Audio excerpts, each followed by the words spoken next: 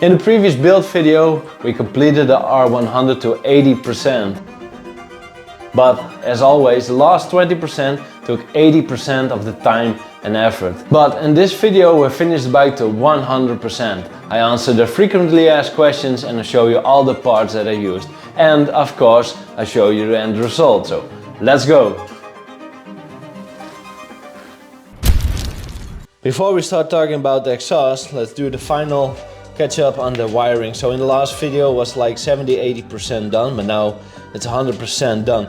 So I used the wiring from Motogadget in combination with an M-unit blue, so with the Bluetooth, and over here on the side the additional grounding strip. So everything right now is all sorted, and as you can see here is the wiring for the rear lights. It goes through the frame underneath the seat, so nicely hidden.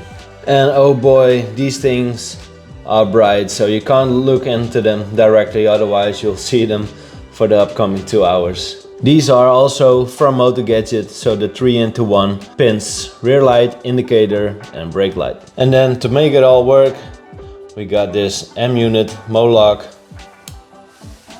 with this custom made bracket right here. So I made a bracket because it's now easy accessible underneath the fuel tank, but still hidden away.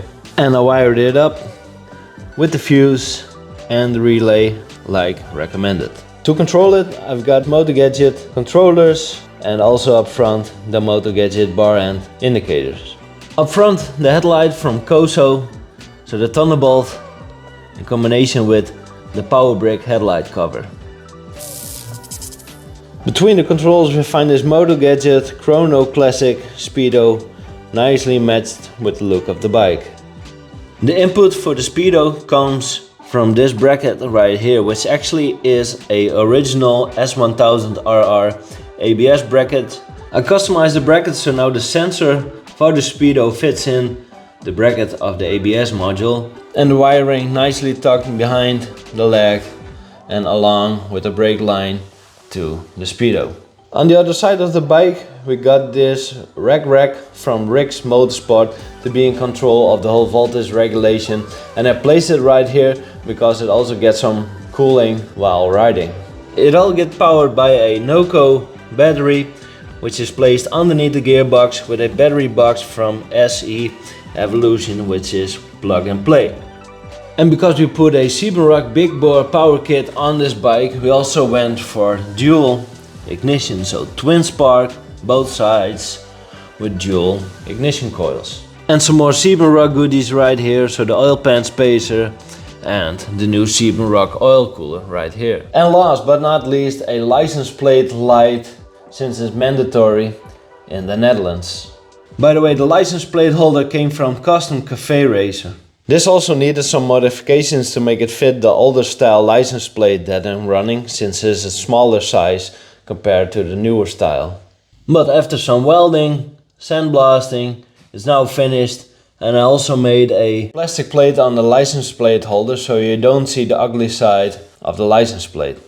So now you know everything about the wiring that I did on this bike. Now it's finally time to start talking about this nice custom bespoke exhaust by Caferacer. Let's start by talking about the diameter of the exhaust. So actually we went to 51mm diameter exhaust because we installed a Siebenrock big bore power kit, which now have 1070cc instead of the 980cc that the bike came from factory. So we didn't want the exhaust to be in bottleneck to the engine. But what we did want, the exhaust to be nicely matched with the overall look of the bike, so nice custom clean look. So we started over here at the bottom with pie cuts until it ran parallel with the fuel tank, and then the 2-in-1 underneath the seat coming out right there. And yes, you can already tell that the bike has been started, so the stainless is being discolored beautifully, so hold on and you'll hear it. And yes, the exhaust is running up instead of down, so we went for extra protection with heat sleeve on the spark leads, and also went with braided fuel lines. The seat have been upholstered by Miller Upholstery, and their wheels are fully rebuilt by Han Motorsport. The rear shock has been color matched to the color of the fuel tank. Fully rebuilt front end So right here we got the BMW S1000RR front legs, new outer tubes, new brake disc, fully rebuilt calipers mounted up by using the power brick wheel adapters, BMW R100 front fender, and of course the triple from the power brick.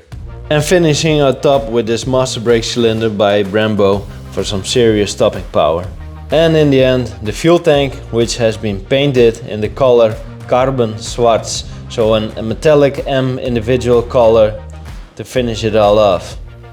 I hope you like the walkthrough of the bike, so that will probably answer most of the questions I'm receiving in quite a lot of videos. Now it's time to flash back to the moment when I initially started the bike. After that we bring the bike over to the dyno. Not so much for a power run, because the bike needs to be ran in first, so at least 1,000 kilometers before a power run. I brought the bike over to the dyno to check if it runs lean, rich, the timing, etc. So I want to have that spot on. And after that, time for the beauty shots.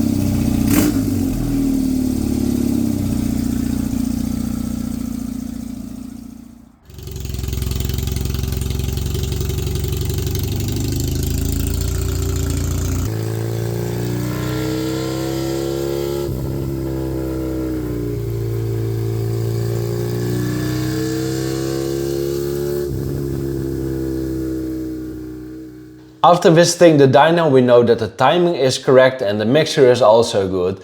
Now it's time to move on with the beauty shots. And as with every build reveal, I asked my good buddy Ramon to also capture this build. So let's kick back, because he has a new gear setup, so extra smooth and stable shots coming in right now.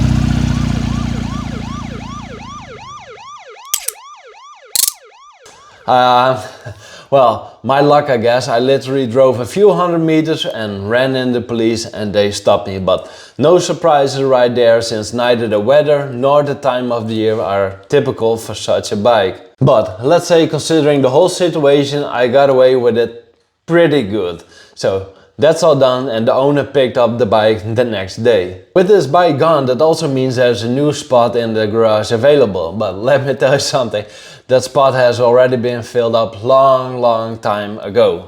Yes, a new R build. And if you've been following this channel for a while, then you will know that I'll do something new with every build that I do. And that also applies with this new R build. Then you might wonder what comes after a single K100 Luftmeister turbo and a K1100 turbo project. I'm planning to go twin turbo on this new R build, so if you want to follow the build, subscribe to my channel, and if you enjoyed this video, please like, comment, all the good stuff, and I'll see you all on the next video. Ciao!